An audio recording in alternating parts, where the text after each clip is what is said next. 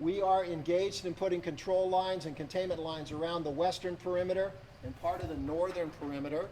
We are putting lines here on the southern perimeter in Division Zulu, and we are assessing and working with our state and private corporations on how we can work together on putting a perimeter out here. But this perimeter is probably going to be indirect because this is the most active part of our fire right now. It cleared out as far as air yesterday, and wind came in, and our flame lengths along this perimeter came up. So it got very active. It's also in areas that we call activity units where there's been some logging operations in the past, and so the fuel's a little bit more receptive, and fuel loading is higher, so flame lengths and fire activity is greater. So we're currently putting a plan right now, and we are engaging resources in that area.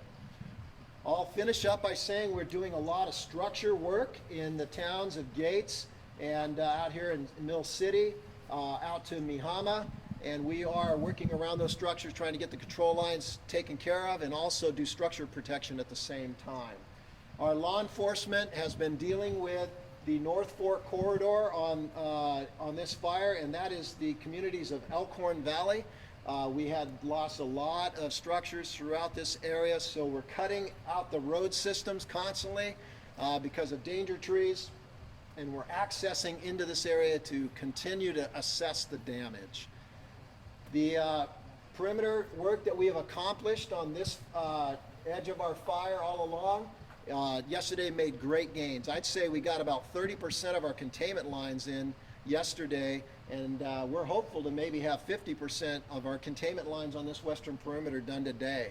It's going to take probably 3, 4, 5 more days to get it all tied in and completed, but again, like I said, fire behavior is really moderated. Why? 2 reasons. We're coming out into the ag lands in the lower valleys. We're coming out of the mountainous areas and the forested areas, and we're able to pick it up in these ag pockets out here in the west.